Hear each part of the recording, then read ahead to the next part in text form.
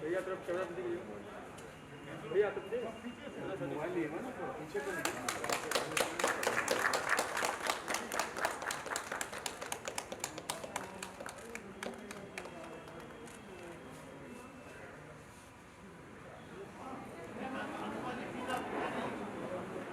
ध्वनि से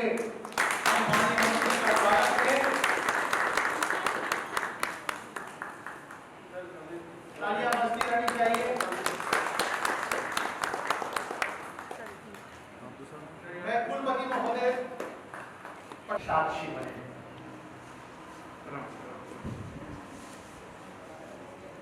श्रुति एवं आर्या, आप जानते हैं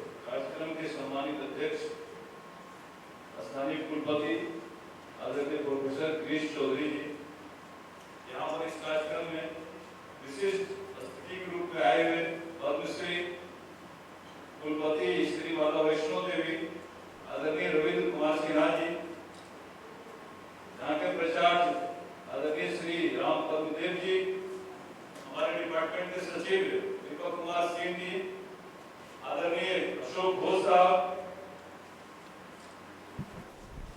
और गोपालाचार्य जी। इस कार्यक्रम में उपस्थित हमारे वन विभाग के सभी सम्मानित अधिकारीगण और विश्वविद्यालय परिवार के सभी सम्मानित शिक्षकगण, छात्र एवं छात्राएं, सर्वप्रथम हम आप तमाम लोगों का शुक्रिया अदा करते हैं, अभिनंदन करते हैं, स्वागत करते हैं। आप लोगों ने आज विशेष तौर पर यहाँ समय दिया, इसके लिए बहुत बहुत धन्यवाद सबों का। बंधुओं, हमारा मंत्री बने बहुत दिन नहीं हुआ, मुझे लगता है कि 3-4 महीने, 3-3.5 महीने बीता है। बीच में कोरोना ऐसी बीमारी आ गई, लंबा समय ऐसे ही घर बैठ के बिताना पड़ा। उसके बाद जब हमारे सामने ये फाइल आया डॉल्फिन का, तो मैंने कहा देर किस बात की, तुरंत करना चाहिए। और मैंने 4-5 दिन पहले हमारे सामने फाइल आया, बैठक हुई और मैंने विद इन वीक, 1 सप्ताह के अंदर समय दिया कि इस काम को तुरंत शुरुआत करिए और जैसे भी हो, जो भी करना पड़े, जो भी उसमें कई तरह के प्रपोजल थे, मैंने कहा कि सब काम को देखते हुए आप अविलंब हम कैसे स्टार्ट कर सकते हैं इसकी व्यवस्था कीजिए।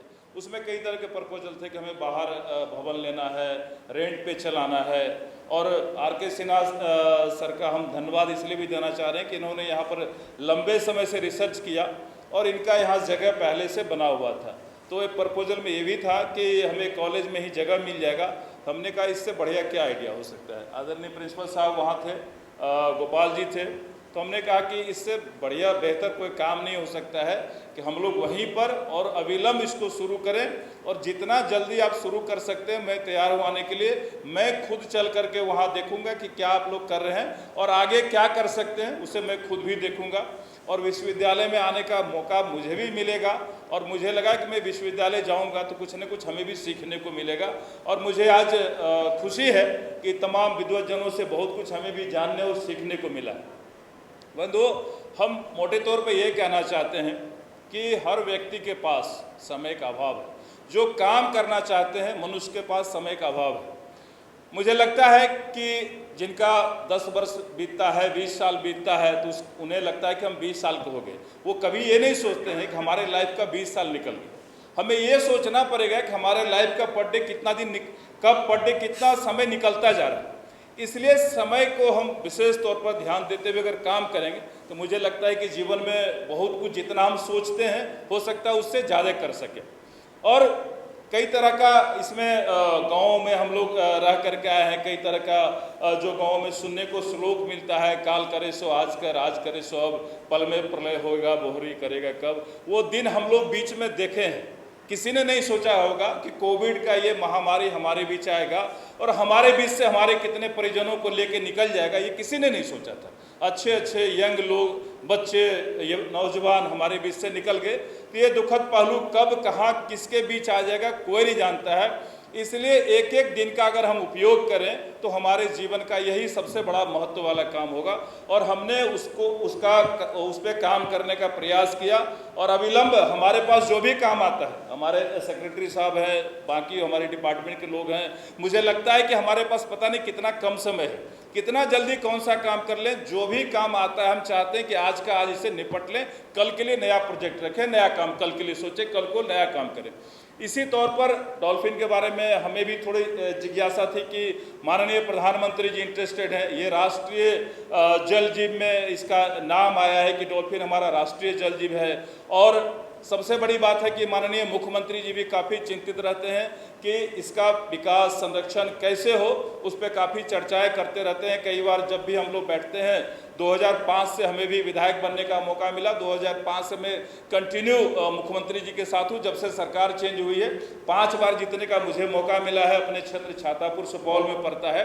तो मुझे लगता है कि कह रहे थे कि जो पहले हम लोग शोध में जाते थे, कभी अपराधी का डर लगता था, कभी बाकी चीज़ों का डर लगता था, तो मैं आज आर.के. सिन्हा जी को कहना चाहता हूं कि माहौल नहीं है, माहौल बदल गया है। 2005 के बाद पूरी तरह माहौल बदला हुआ है और कहीं इस तरह की बातें नहीं हैं।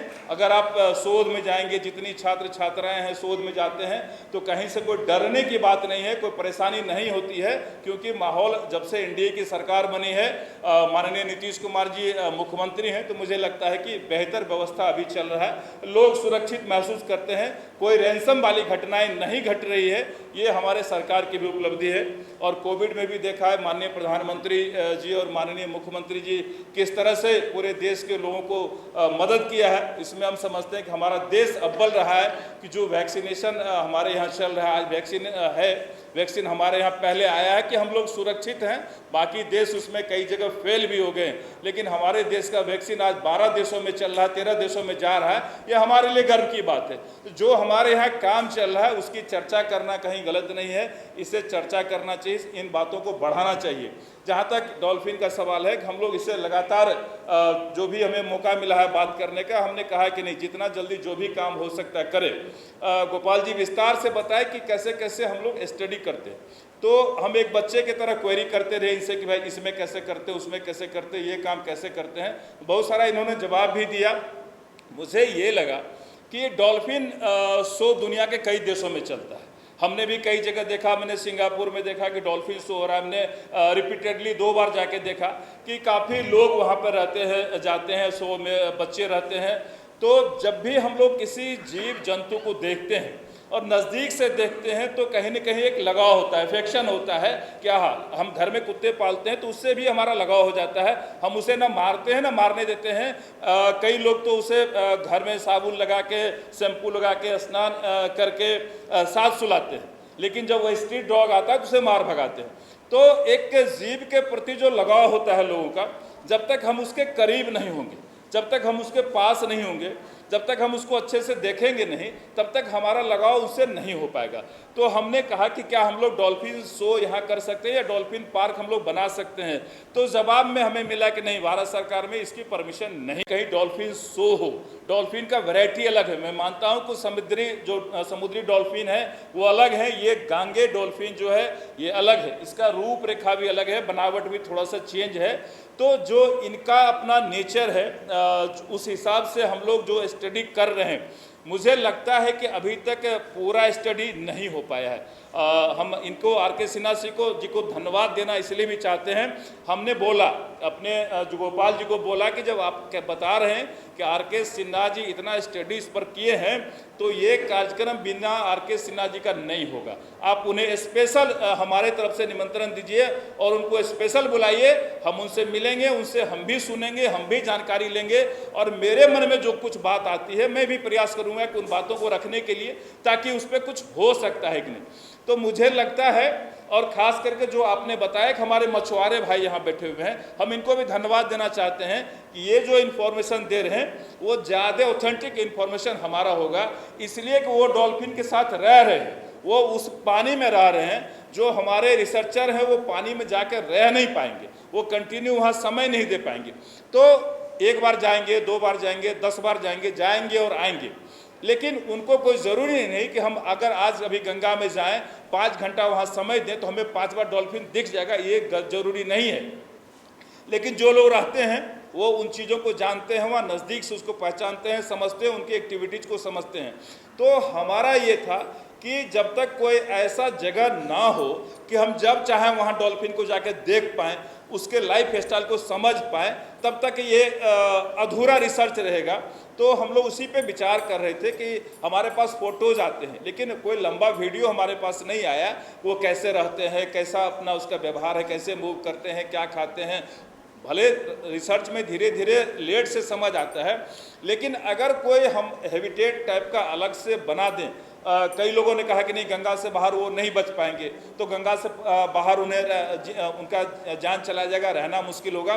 तो हमने कहा ठीक है, गंगा में ही हम लोग अगर प्रोटेक्टेड एरिया बना लें, हम उसे नेट, बड़े वाले नेट से अगर घेर के 1 किलोमीटर बता रहे थे कि केनाल बना दें, तो हम कह रहे हैं कि बोले कि केनाल में बालू भर जाएगा, तो हम ठीक है उसको भी कैंसिल करते हैं। जो हमारा गंगा का एरिया है उसी में अगर बड़े वाले नेट से हम उसको सिर्फ प्रोटेक्शन एरिया बना दें, उसमें 10-20 हमारा कम से कम 10 डॉल्फिन रहे, ताकि हम जब चाहें वहाँ जाके देख पाएँ और उनको भी कोई परेशानी ना हो। उनका जो खाना पीना, रहन सहन, आना जाना, जो बड़ा नेट होगा उससे उसका जो भोजन है, मछली है, कीड़े है, पतंगे हैं, जो भी आना जाना चाहे उधर से वो आ जा सकते हैं। सिर्फ डॉल्फिन उस एरिया में रहेंगे और वहाँ से वो अगर बाहर नहीं जा पाए तो हम लोग उसको वॉच कर सकते हैं, मैन्युअली वॉच कर सकते हैं, करीब से वॉच कर सकते हैं कि क्या इसका लाइफ स्टाइल है, कैसे इसका मतलब रहन सहन, क्या क्या इसका हो सकता है। जितना भी रिसर्च का बिंदु है हम उसको लगता है कि उस पर विशेष तौर से अगर कर पाए तो उसका कुछ बड़ा फायदा मिलेगा। हम लोग यहाँ बिल्डिंग बनाने जा रहे हैं, 30 करोड़ के लागत से माननीय प्रधानमंत्री जी और मुख्यमंत्री जी के सहयोग से यहाँ पर 30 करोड़ के लागत से बिल्डिंग बनेगा। तो बिल्डिंग तो बनेगा, यहाँ पर बैठने के लिए ऑफिस के तौर पर, रिसर्च सेंटर के तौर पर हम बैठ के रिसर्च करें, लेकिन डॉल्फिन ला के रिसर्च नहीं कर सकते। तो डॉल्फिन पर रिसर्च करने हमें तो जाना पड़ेगा गंगा में। जहाँ भी हमारा बिहार हम समझते हैं कि उस मामले में खुश नसीब हैं कि देश में आधा डॉल्फिन हमारे बिहार में लगभग 1500 साढ़े 1500 के आंकड़े में डॉल्फिन है, जो अभी तक हम लोग आंकड़ा उठाए हैं। जो गंगा नदी है हमारे यहाँ से आती है, नेपाल से कोसी नदी में भी अभी रिसर्च हुआ है कि काफ़ी बड़े पैमाने पे डॉल्फिन है। तो हम समझते हैं कि कहीं भी, या तो कोसी नदी में या गंगा नदी में, जहाँ पानी का बहाव सही रहता है, वहाँ अगर कुछ ऐसा बनाया जाए, हम लोग उस पर बात करेंगे। जो भी एक्सपर्ट के राय आएंगे, हम तो जितने लोग हैं छात्र इन्हें भी कहना चाहते हैं कि आपको भी कुछ बेहतर आइडिया लगे तो ज़रूर भेजिए, ज़रूर शेयर कीजिए। हम लोग प्रयास करेंगे कि उस पर काम हो और रिसर्च सेंटर हमारा यहाँ डेवलप हो। जो माननीय प्रधानमंत्री जी का सोच है, माननीय मुख्यमंत्री जी का सोच है, वो ज़मीन पर उतरे। हम तो प्रधानमंत्री जी को धन्यवाद भी देना चाहते हैं कि $10 मिलियन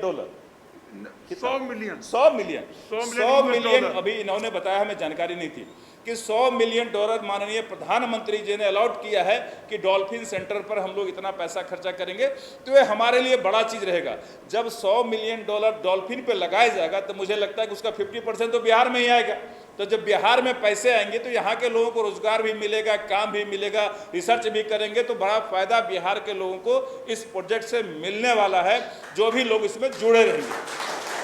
तो हम इसीलिए सबों को फिर से बहुत बहुत धन्यवाद देना चाहते हैं कि आप लोगों ने विशेष तौर पर अपना समय दिया इस चीज़ के लिए, और हमारी शुभकामना है कि जल्द से जल्द बिल्डिंग बने, जल्द से जल्द यहाँ पर रिसर्च सेंटर का काम शुरू हो गया है और अच्छे तरीके से हो। हम लोगों का जब भी जो भी जरूरत पड़ेगा और हमारे डिपार्टमेंट से जुड़ा हुआ जो भी मैटर आएगा, हमारा प्रयास रहेगा कि निश्चित रूप से हम जल्दी, जब आप हमें खबर करेंगे तो विद इन वीक हम लोग प्रयास करेंगे कि आपके समस्या का समाधान अपने डिपार्टमेंट से करें। ये हमारा प्रयास रहेगा।